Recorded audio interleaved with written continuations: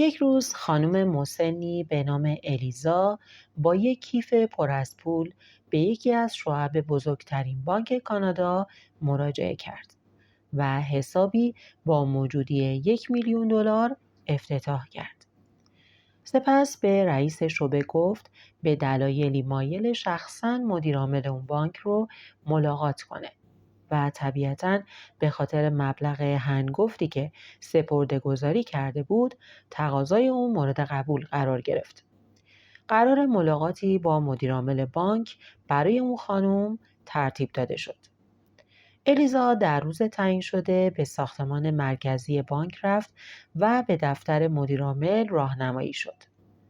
مدیرعامل به گرمی به او خوش آمد گفت. دیری نگذشت که اون دو سرگرم گپ زدن پیرامون موضوعات متنوعی شدند. تا اونجایی که صحبت به حساب بانکی پیرزن رسید و مدیرعامل با کنجکاوی پرسید راستی این پول زیاد داستانش چیه؟ آیا به تازگی به شما ارثی رسیده؟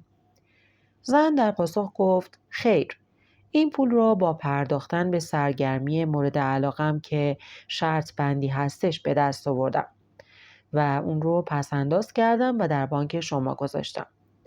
پیرزن ادامه داد از اونجایی که این کار یعنی شرط بندی برای من به عادت مبدل شده، دوست دارم از این فرصت استفاده کنم و شرط ببندم که شما شکم دارید.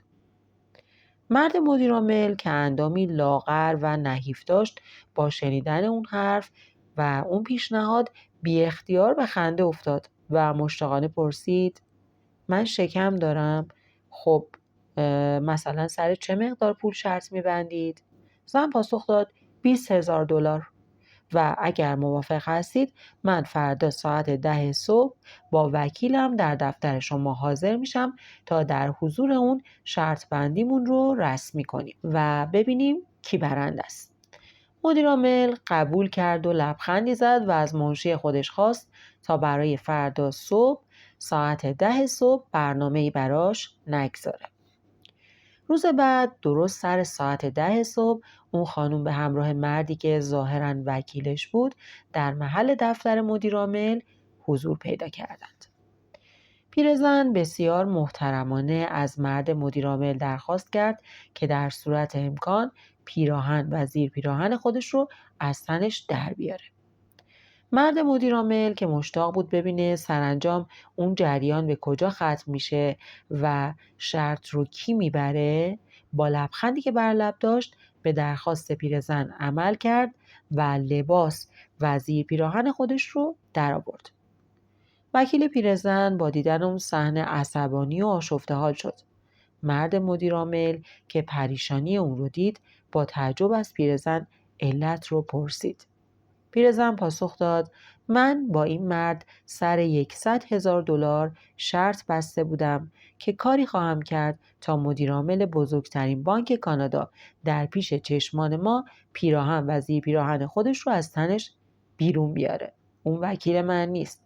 باهاش شرط بندی کرده بودم و شرط رو باخت.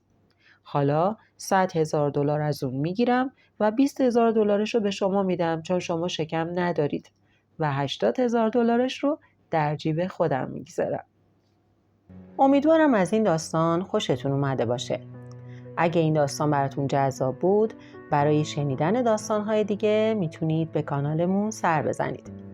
ممنون میشم با لایک و کامنت از ما حمایت کنید و اگر دوست داشتید کانالمون رو ساب کنید.